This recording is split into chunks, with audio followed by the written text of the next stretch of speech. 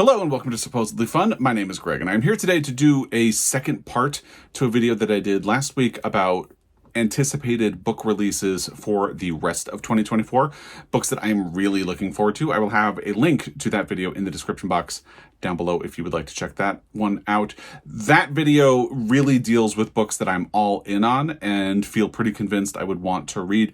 This video is dedicated to other books that are coming out in the rest of 2024 and that could be interesting to me, but I have a sort of question mark attached to them. I'm not all in like I am on the ones in the other video. Sometimes I end up reconsidering and reading some of these books, like Tom Lake by Ann Patchett was actually on this list last year. I'll have that video down below as well. And I ended up reading Tom Lake, and I ended up loving Tom Lake, and it ended up completely changing my perception of Ann Patchett. I had only read one of her books before and really didn't like it. That was Run. But Tom Lake has me so excited that I've actually gone back and purchased other books of hers because I intend to read a whole lot more of them. So if you think that there's an Ann Patchett or a Tom Lake in here, let me know in the comment section down below. I would also love to hear which ones of these books you are excited to read, because I'm willing to bet there are books in here that a lot of people are going to be excited about. There's just, for me, a bit of a question mark attached to them. There are 10 books to discuss here, and I will have a link to all of these books on bookshop.org if you want to seek out more information about them, or if you are thinking of pre-ordering them. Pre-ordering is very important, not just for the publisher, but for independent bookstores, for authors, and things like that. If you pre-order from those links to bookshop.org, bookshop.org helps independent bookstores, so that's great. It also gives me a small percentage, like a little bit of a kickback. So if I spark your interest in these, you can use those links and it will help me out. Otherwise, just pre-order through your local independent bookstore if you have the means to do so. Today's bookstore t-shirt is Chapter 1 in Hamilton, Montana, a great store. If you're ever in the Hamilton, Montana area, I would recommend that you check it out. Or you can also support your local library. Supporting your local library is a really good thing to do. Let's dive in, because the other thing is it is really hot where I live right now, and as long as I'm filming, I can't have the fan on because it makes a lot of noise. So let's dive in and talk about these 10 books. The first one is, I'm going to go in order that they will be published. So we'll talk about the ones that will be published the soonest first, and then we'll work toward the ones that are going to be published furthest out in the year. So the first one is Mina's Matchbox by Yoko Ogawa and translated by Stephen B. Snyder. Yoko Ogawa is an author who has been on my list of people to get to because of The Memory Police, which I feel like everyone on BookTube, other than me, read a couple of years ago, and I still haven't caught up to that book. And I think the question mark here is that I'll read you the description of it. It sounds a little odd, and I also feel like I would be much more likely to catch up to The Memory Police than I would be to read this new book. But let me know what you think. Here is the description. In the spring of 1972, 12-year-old Tomoko leaves her mother behind in Tokyo and boards a train alone for Ashiya, a coastal town in Japan, to stay with her aunt's family. Tomoko's aunt is an enigma and an outlier in her working-class family, and her magnificent home and handsome foreign husband, the president of a soft drink company, are symbols of that status. The 17 rooms are filled with German-made furnishings. There are sprawling gardens and even an old zoo where the family's pygmy hippopotamus resides.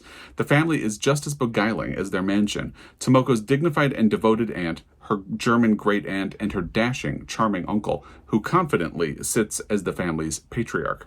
At the center of the family is Tomoko's cousin Mina, a precocious, asthmatic girl of 13 who draws Tomoko into an intoxicating world full of secret crushes and elaborate storytelling. In this elegant jewel box of a book, Yoko Ogawa invites us to witness a powerful and formative interlude in Tomoko's life. Behind the family's sophistication are complications that Tomoko struggles to understand: her uncle's mysterious absences, her great-aunt's experience of the Second World War, her aunt's misery. Rich with the magic and mystery of youthful experience, Mina's Matchbox is an evocative snapshot of a moment frozen in time and a striking depiction of a family on the edge of collapse. So you can see it sounds really interesting. It sounds like there are some kind of quirky little odd details that go into the book, and I think that's where I start to think, I feel like I should just catch up to Memory Police, which certainly is a book that has its oddities in it or in the plot description of it. I just really think that that's the route I would go. I would do the Memory Police and then maybe catch up to this one. But I'm willing to bet that a lot of people have already read The Memory Police since, as I said, it seems like everybody read that book a couple of years ago, except for me.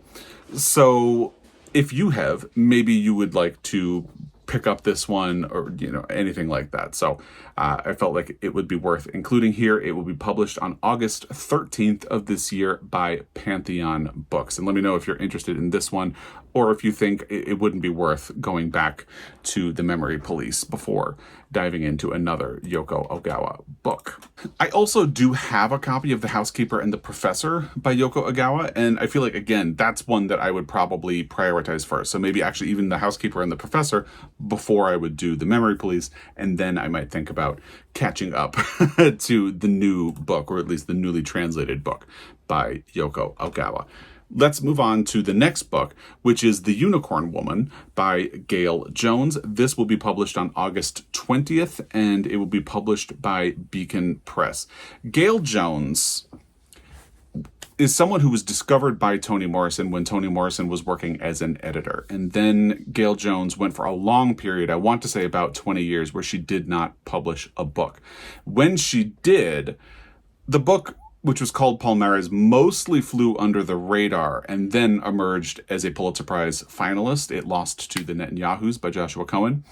And ever since that finalist status came out, Gail Jones has been a much bigger presence. Sort of like, I feel like Daniel Mason really jumped up a notch after he became a Pulitzer Prize finalist, and then The Northwoods was a huge book. Percival Everett became a Pulitzer Prize finalist for Telephone, and then his next book, The Trees, blew up. And a lot of that had to do with the fact that it was a Booker finalist. But still, I feel like Gail Jones is sort of in that realm. And she did publish a book about a year ago, or maybe 2 years ago at this point. And it was actually on another one of these videos because I wasn't sure about it. There was a booktuber who did a whole critique of Palmares that made me really not sure I wanted to read it at all. And that's sort of where I'm stuck in this loop with Gail Jones. And this one, on top of all of that stuff, sounds a little odd. So here is the description of it. Marking a dramatic new direction for Jones, a riveting tale set in the post-World War II South, narrated by a black soldier who returns to Jim Crow and searches for a mythical ideal.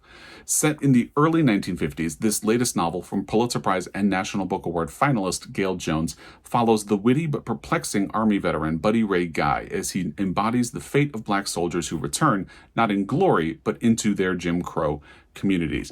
And that much sounds really fascinating. But let's continue.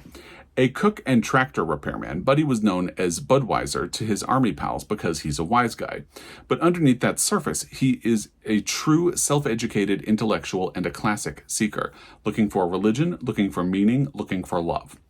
As he moves around the South from his hometown of Lexington, Kentucky primarily, to his second home of Memphis, Tennessee, he recalls his love affairs in post-war France and encounters with a variety of colorful characters and mythical prototypes, circus barkers, topiary trimmers, landladies who provide shelter and plenty of advice for their all-black clientele, proto-feminists, and bigots.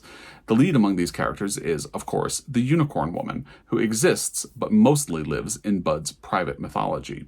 Jones offers a rich, intriguing exploration of Black and Indigenous people in a time and place of frustration, disappointment, and spiritual hope.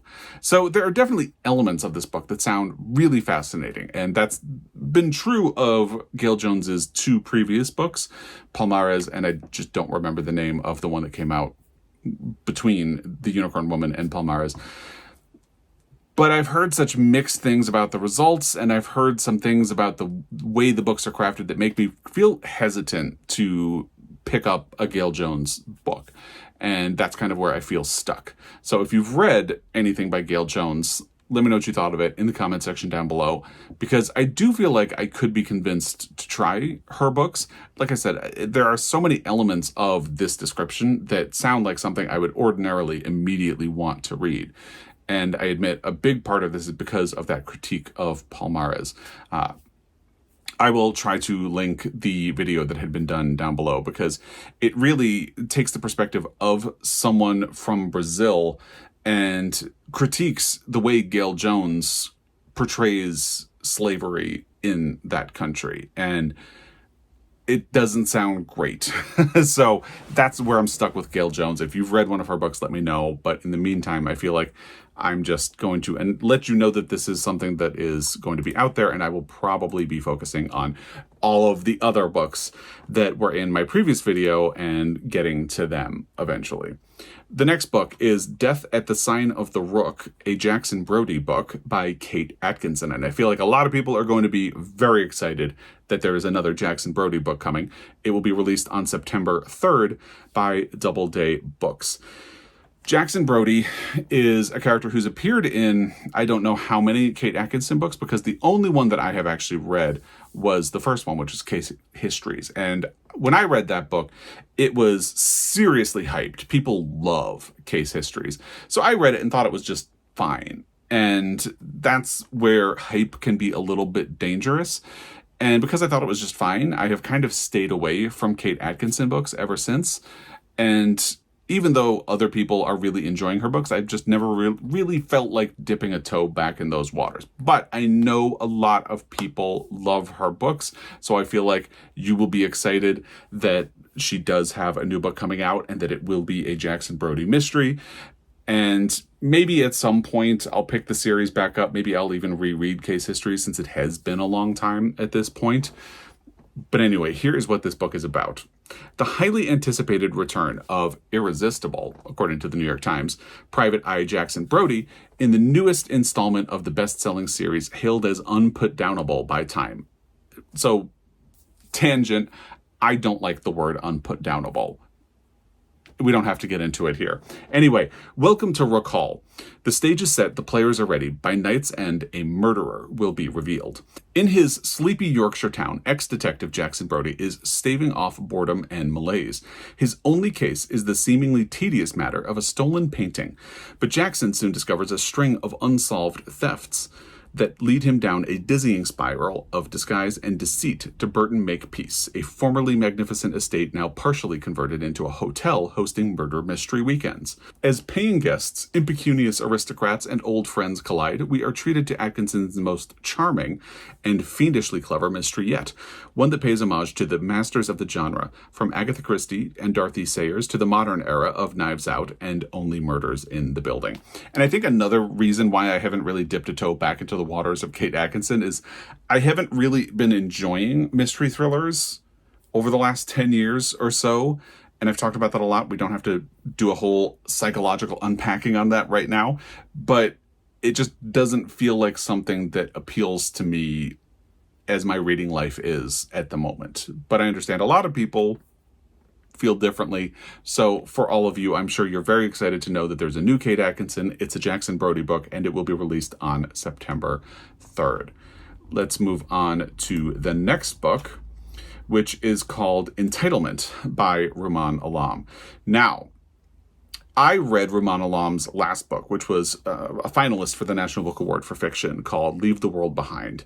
And there were parts of it that I liked. I was intrigued by the premise, and I do think Rumaan Alam is a good writer because there were some really sharp observations in that book. But ultimately, I really did not like that book. And the more I've gotten away from that book, the more I've sort of realized that I didn't like it. Because at the time, I read it in the lead up to an election and was feeling really stressed, and Leave the World Behind kind of directly pricked a lot of that anxiety that I was feeling at the time. Which also, we're heading into an election that is causing me a lot of anxiety now.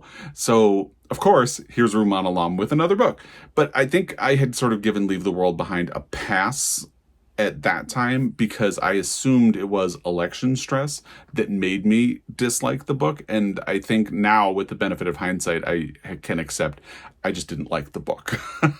And I did not watch the film adaptation. And it makes me a little weary of thinking about reading another book by Rumaan Alam. But I know there are a lot of people out there who did like Leave the World Behind. So those people will love to know that there is a new book coming from that author. It will be published on September 17th by Riverhead Books. Here is what it is about. A novel of money and morality. Brooke wants. She isn't in need, but there are things she wants. A sense of purpose, for instance. She wants to make a difference in the world, to impress her mother along the way, to spend time with friends and secure her independence. Her job, assisting an octogenarian billionaire in his quest to give away a vast fortune, could help her achieve many of these goals. It may inspire new desires as well. Proximity to wealth turns out to be nothing less than transformative. What is money, really, but a kind of relief?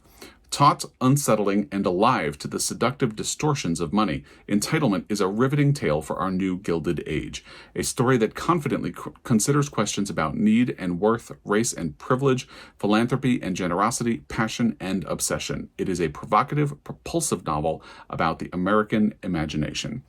So, I mean, I like anything that questions these themes of need, worth, race, privilege, philanthropy, generosity, passion, and obsession. But because it's coming from an author who previously questioned a lot of those things in a book that I didn't like, that's where I start to get suspicious and attach a question mark to this book. But again, I know a lot of people disagree with me about Leave the World Behind. So for those of you, Rumaan Alam has a new book coming out on September 17th. And I feel like this is a case where I'm just going to let the people who are excited be excited. And the same is actually true of our next book, which is Intermezzo by Sally Rooney. I have only read one book by Sally Rooney. It was Conversations with Friends. I admired the craft of that book. I actually took notes on an index card, and it was really interesting to track the way Sally Rooney uses repetition of ideas and when those repetitions go away. For instance, the protagonist of Conversations with Friends is really concerned with performance to the point where I started noting down anytime she felt like she was performing or thought about performing, and then she stops thinking about that during a big chunk of the book, and then when it comes back, it means something. So, like, there's a lot of craft that goes into Sally Rooney's work, and I think it's admirable. I think it's intelligent. I just didn't really respond to Conversations with Friends. It's a book where I appreciate all of the work that went into it and everything that it's doing, and yet it left absolutely no impact on me as a reader. But I also know that Sally Rooney is incredibly popular and has written works that speak to many people, including Conversations with Friends. Some of those people are younger than me. That's fine. It's okay. I'm not hurt by that. I haven't read Normal People. I do have a copy of it. And this is another case where I feel like I would read Normal People before I would read a new one. But a lot of people are already at like fever pitch about the fact that there's a Sally Rooney book coming. It will be released on September 24th by FSG, and here is what this book is described as. An exquisitely moving story about grief, love, and family, but especially love, from the global phenomenon Sally Rooney. Aside from the fact that they are brothers, Peter and Ivan Kubek seem to have little in common. Peter is a Dublin lawyer in his 30s, successful, competent, and apparently unassailable. But in the wake of their father's death, he's medicating himself to sleep and struggling to manage his relationships with two very different women, his enduring first love, Sylvia, and Naomi, a college student for whom life is one long joke. Ivan is a 22-year-old competitive chess player. He has always seen himself as socially awkward, a loner, the antithesis of his glib elder brother. Now, in the early weeks of his bereavement, Ivan meets Margaret, an older woman emerging from her own turbulent past, and their lives become rapidly and intensely intertwined. For two grieving brothers and the people they love, this is a new interlude, a period of desire, despair, and possibility, a chance to find out how much one life might hold inside itself without breaking. Which does sound really interesting, but again, I just feel like because I admired the work that went into Conversations with Friends and it left no impact on me at all as a reader, I feel like I'm just going to let the people who are excited about Sally Rooney be excited about Sally Rooney, and we can all exist and be happy all together. Next is Playground by Richard Powers. This will be released on September 24th by W.W. Norton and Company.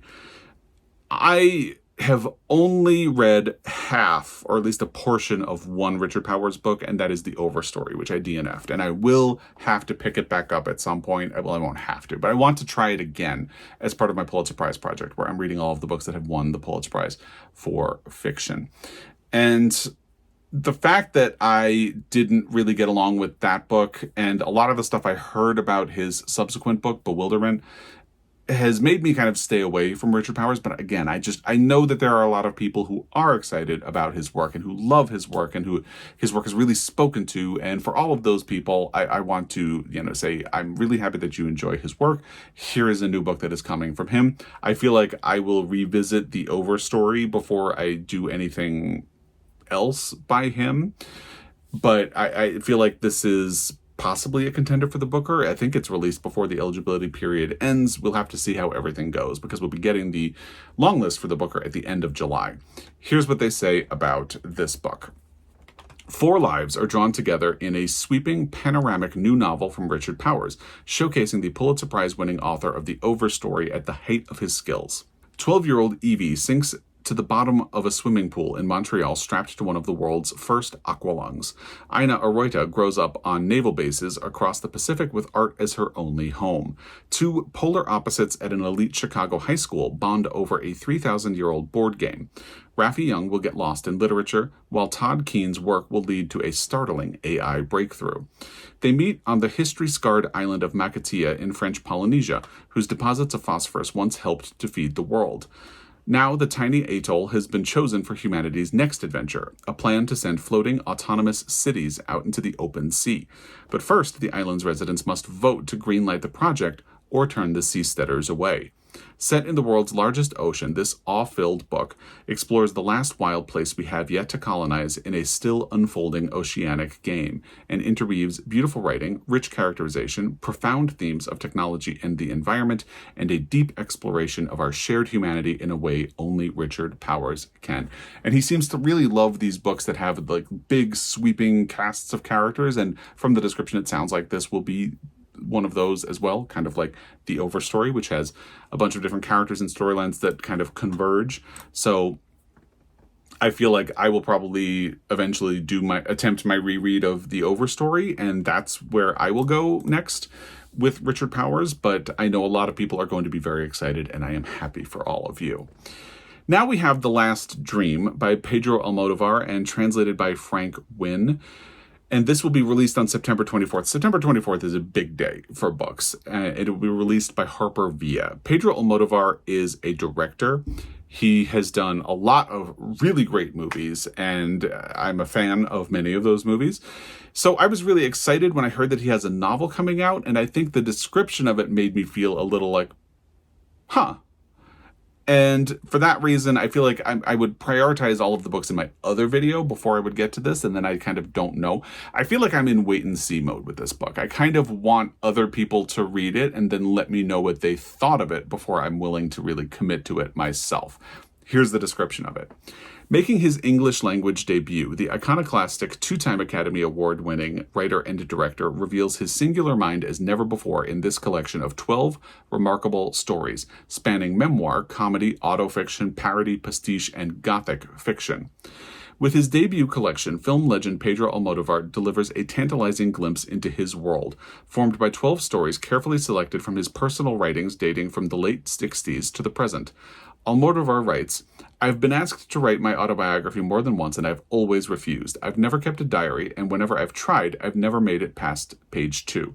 In a sense, then, this book represents something of a paradox. It might be best described as a fragmentary autobiography, incomplete and a little enigmatic." End quote. Each entry reflects Almodovar's most intimate obsessions as well as his evolution as an artist. In the title story, The Last Dream, Almodovar reflects on the death of his mother. Other entries in the collection include a love story between Jesus and Barabbas, a story of retribution that formed the basis for the film Bad Education, a manic adventure about a film director searching for painkillers on a bank holiday weekend, and a gothic tale centered around a repentant vampire. So it sounds a little wild. Could be good. I have liked a lot of Pedro Almodovar's movies, but again, I just feel like I kind of want somebody else to dive in first and let me know what they think of it. So if somehow you have read this book, let me know what you thought of it in the comment section down below, because I would be very curious. Now we have a book that I can pretty definitively say, of any book on this list, this is probably the one that I would be least likely to read. It's Absolution by Jeff Vandermeer. This is a Southern Reach novel. So Southern Reach was a trilogy. Obviously now there's a fourth volume coming, and I think people had kind of assumed that it was done because it was packaged as a trilogy, it was released as a trilogy, and years have passed since the final volume was released. So a lot of people who are fans of those books are probably thrilled.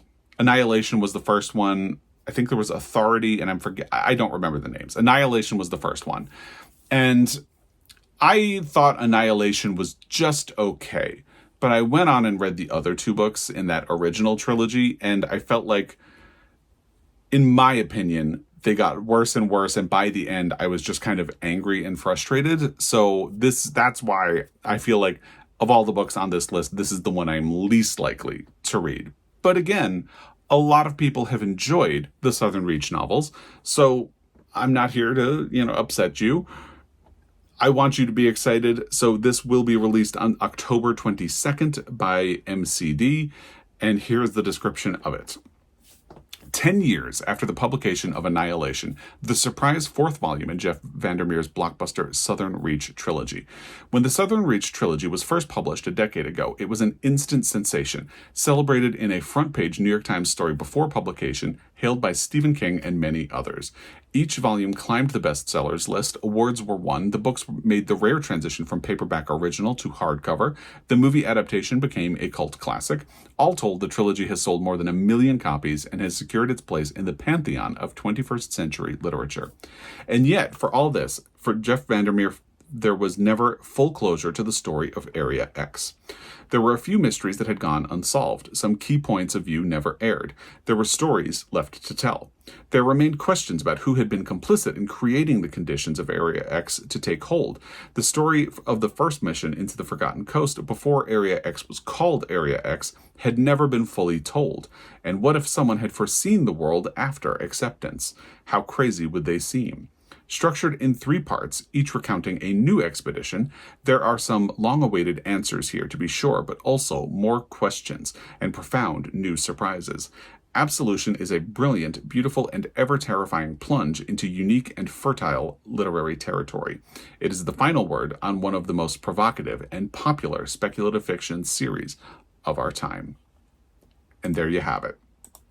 The next and second to last one here is The City and Its Uncertain Walls by Haruki Murakami, translated by Philip Gabriel. Now, the first Haruki Murakami book that I read was The Wind-Up Bird Chronicles, and I read that in a college course, and I loved it. I thought it was great. And every other Haruki Murakami book I have attempted to read, I have not liked anywhere near as much. And in fact, I've kind of gotten a little frustrated, to be honest. This will be released by Knopf on November 19th, and, despite whatever I might think of most of Haruki Murakami's work, he is a globally popular author, and a lot of people are really excited about this book, and that's a good thing. So here you go. It's coming. I think I'm not going to be lining up to read it like a lot of people probably are. Haruki Murakami is always in the conversation for a Nobel Prize for Literature. We'll see what happens, if he will eventually win one, maybe this year, maybe in the future. Here is what this is described as. There's a quote from Haruki Murakami first, which comes from the afterword. Truth is not found in fixed stillness, but in ceaseless change/movement. Isn't this the quintessential core of what stories are all about? And here's the description. The long-awaited new novel from Haruki Murakami, his first in 6 years, revisits a town his readers will remember, a place where a dream reader reviews dreams and where our shadows become untethered from ourselves. A love story, a quest, an ode to books and to libraries that house them, and a parable for these strange post-pandemic times, The City and Its Uncertain Walls is a singular and towering achievement by one of modern literature's most important writers. And no matter what you think of Haruki Murakami's work, like me, I think you have to admit that he is one of the most important writers working today.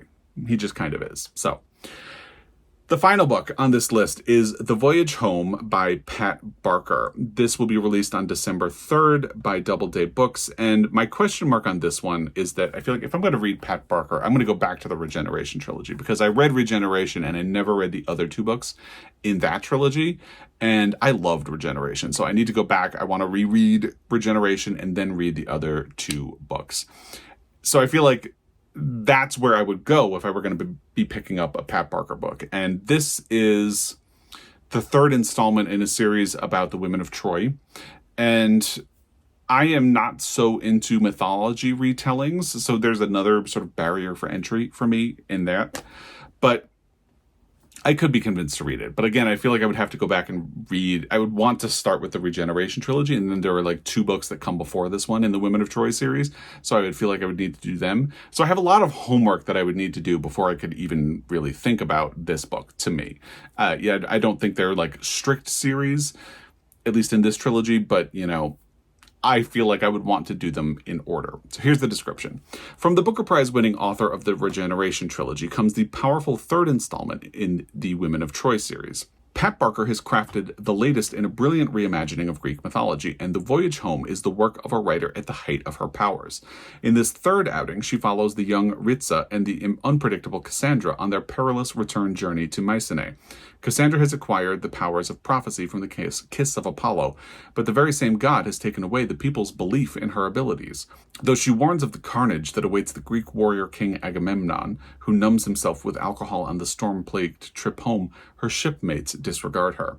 While Cassandra's prophecies fall on deaf ears, Ritza instead remains focused on surviving once they make land. When a mysterious young girl begins to shadow them and Agamemnon's cruelty takes a new turn, Ritza must find a safe place for Cassandra, whose mood alternates between cruelty and frenzy. But it's the ongoing ire between Queen Clytemnestra and Agamemnon that could prove fatal for everyone. In The Voyage Home, Barker elevates myth and legend and asks us to examine the stories we hold dear through a familiar lens. And in doing so, she has crafted a tale that upholds her legacy as one of our finest contemporary novelists. And there you go. These are the 10 books that are coming out in the latter part of 2024 that I have a bit of a question mark attached to, but I'm willing to bet a lot of other people will be excited about. I'd love to know which of these you're most excited about, which, if any, you think I should prioritize and maybe just bump onto my most anticipated list rather than having this sort of, do I want to read them question mark? Let me know all of that in the comment section down below. If I have overlooked anything that you're looking forward to coming out in the latter part of 2024, let me know in the comment section down below as well. As always, I really appreciate your time, and I will be back. Until next time, happy reading.